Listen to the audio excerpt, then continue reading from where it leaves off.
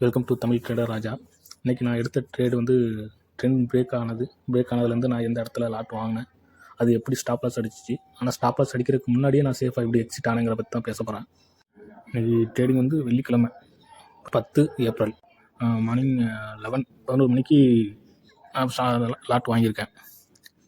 நான் ஏற்கனவே போட்ட வீடியோவில் ட்ரெண்ட் பிரேக்கிங் ஸ்டைல் வச்சு வாங்கியிருக்கேன். இப்போ அந்த லைன் பார்த்தா ட்ரெண்டு, அதை பிரேக் பண்ணி இப்போ மேலே போகணும். பிரேக் பண்ணி கீழே வந்து மேலே போகிற இடம் தான் 134.7. ஸோ நான் 135க்கு வாங்கியிருக்கேன்.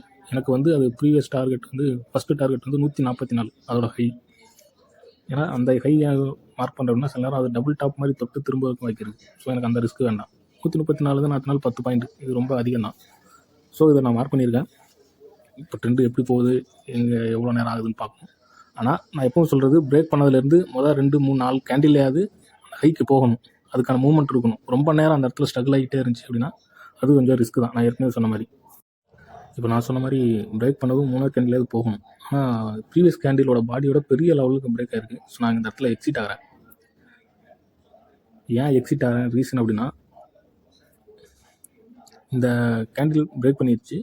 கேண்டில் வந்து பிரேக் பண்ணி க்ரீன் பிரேக் பண்ணியிருக்கு. அதுக்கடுத்து ஒரு ரெட்டு ஹேமர் மாதிரி, அப்பர் ஹேமர் மாதிரியோ இல்லை டோஜி மாதிரியோ ஃபார்ம் ஆயிருக்கு. அது எனக்கு ஒரு நெகட்டிவ் சிக்னல். அதுக்கடுத்து க்ரீன் வந்து பெருசாக போகும்போது அதுவும் போகலை. அதுக்கடுத்து ரெட்டு வந்து இன்னும் பெருசாக வந்துருச்சு. ஸோ இது கன்ஃபார்ம் கீழே போகுங்கிற எண்ணம் வந்து எனக்கு 3 சிக்னல் கிடைக்கிது. ஸோ அதனால் வெளியில் வந்துடும். எனக்கு ப்ராஃபிட் வேண்டாம், ஆனால் நான் லாஸ் ஆக விரும்பலன்னு நான் லாஸை கம்மி பண்ணியே சீக்கிரம் வெளியில் வந்துட்டேன். இந்த இடத்துல ஏன் அந்த ரூல்ஸ் படி மேலே போகலை அப்படின்னா, 10:30லேருந்து 12 மணி வரைக்கும் ரொம்ப ரிஸ்க்கான இடம். ஏன்னா நிறையா பேர் வந்து 10 ப்ராஃபிட் புக் பண்ணிட்டு க்ளோஸ் பண்ணிட்டு போயிடுவாங்க. ஸோ அது ஒரு ரிஸ்க்கு. ரெண்டாவது, நான் மேக்ஸிமம் நீங்கள் கவனிச்சிங்கன்னா அந்த 10 to 12 பண்ணுற வரைக்கும் மேக்ஸிமம் சைட்வேஸ்லேயே போகும். நீங்கள் நிஃப்டி சார்ட் எடுத்தாலும் சரி, சென்செக்ஸ் எடுத்தாலும் சரி, மேக்ஸிமம் அது சைட்வேஸில் தான் போகும். ஸோ அந்த இடத்துல ட்ரேட் எடுக்கிறத கொஞ்சம் அவாய்ட் பண்ணிடுங்க.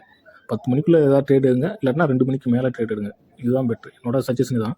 உங்கள் ரிஸ்க் நீங்கள் பார்த்துக்கோங்க. இந்த இடத்துல நான் ஏன் எக்ஸிட் ஆனேன் அப்படின்னா, இப்போ டவுன் ட்ரெண்ட் ஒன்று வரைஞ்சிருக்குல்ல அந்த லைனு, இப்போ இதை பிரேக் பண்ணுறதுக்காக போகுது. ஒருவேளை 127 அந்த லைனை அது பிரேக் பண்ணிடுச்சு அப்படின்னா அது ரொம்ப கீழே இறங்கிடும். 120 10 12 11 எனக்கு அது பெரிய லாஸ் கொடுத்துரும்.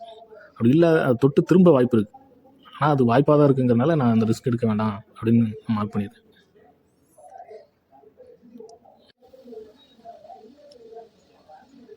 பாருங்கள், கரெக்டாக அந்த பாட்டம் தொடருது 127. அது தொட்டுருச்சு அப்படின்னா ஒன்று திரும்பவும், இல்லை அது பிரேக் பண்ணிச்சுன்னா அடித்த வேகத்தில் ரொம்ப ஃபாஸ்ட்டாக போயிடும்.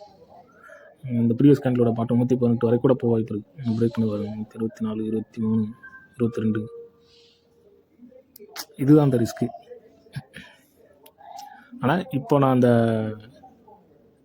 லாஸ்ட் ஸ்டாப் லாஸ் வந்து 126 கொடுத்துருக்கேன். ஆனால் அதுக்கு முன்னாடியே நான் ஏன் வெளியில் வந்தேன் அப்படின்னா, இப்போ அதுக்கு ஒரு ரீசன் நான் காமிக்கிறேன். மார்க் பண்ணி அந்த க்ரீன் கேண்டில் மார்க் பண்ணியிருக்கல, அதான் பிரேக்கிங். அது பிரேக்கோட லோ வந்து 132. எனக்கு அடுத்த கேண்டில் மேலே போகாமல் டோஜி மாதிரி விழுந்துருக்கு. ஓகேவா? சரி, ஓகே, டோஜி விழுந்துருச்சு. சரி, அதுக்கு அடுத்த கேண்டில் வந்து அந்த டோஜியோட விக் இருக்குல்ல, அதை பிரேக் பண்ணோம். ஆனால் அதையும் பிரேக் பண்ணலை. ஸோ எனக்கு 2வது டேஞ்சர் கிடச்சிருச்சு. சரி, 3வது கேண்டில் மேக்ஸிமம் 2 இல்லை 3 கேண்டில் மேலே போகலட்டின வெளியில் வந்துருச்சு. சொன்னால எனக்கு 3வது கேண்டில் வந்து அந்த க்ரீனோட பாடி மீறி வந்துருச்சு. ஸோ அதனால் அந்த பிரேக் பண்ண கேண்டிலோட லோவர் டார்கெட் ஸ்டாப் லாஸை வச்சு அதிலேயே நான் வெளியில் வந்துட்டேன். சில நேரம் இந்த இடத்துலையே திரும்பி இருக்கும், அது மேலும் ப்ராஃபிட் போகும். ஆனால் நான் அந்த ரிஸ்க் நான் எடுக்க விரும்பல. எனக்கு இப்படி ஒரு சிக்னல் கிடச்சிருச்சு அப்படின்னா நான் அது வெளியில் வந்துடுவேன். இப்போது நல்லா பார்த்தா 122 வரைக்கும் கீழே இறங்கிடுச்சு. ஸோ இந்த ரிஸ்க் வேண்டாம் அப்படிங்கிறதுக்காக நான் வெளியில் வந்துட்டேன். கைஸ், இந்த வீடியோவில் நான் எப்படி ட்ரேட் பண்ணேன், என்னோடய ரிஸ்க் மேனேஜ்மெண்ட் என்ன, நான் ஏன் வெளியில் வந்தேன், ஏன் அவ்வளோ லாஸ் நான் போக விரும்பலை அப்படிங்கிறத சொல்லிடுறேன். இதில் ஏதாவது டவுட் அப்படி இருந்துச்சுன்னா வீடியோவில் கேளுங்க, கமெண்ட்டில் கேளுங்க, நான் எக்ஸ்பிளைன் பண்ணுறேன். வீடியோ பார்த்ததுக்கு தேங்க்ஸ். சேனலை சப்ஸ்கிரைப் பண்ணுங்கள், லைக் பண்ணுங்கள், ஷேர் பண்ணுங்கள், ஃப்ரெண்ட்ஸுக்கும் ஷேர் பண்ணுங்கள். எப்போவுமே சேஃப் ட்ரேட் எடுங்க. லாஸு நீங்கள் ப்ராஃபிட்டை நீங்கள் வேல்யூ பண்ணுங்கள், மதிக்காமல் போங்க. ஆனால் லாஸுக்கு ரொம்ப வேல்யூஸ் கொடுங்க. லாஸை மட்டும் விட்டாதீங்க.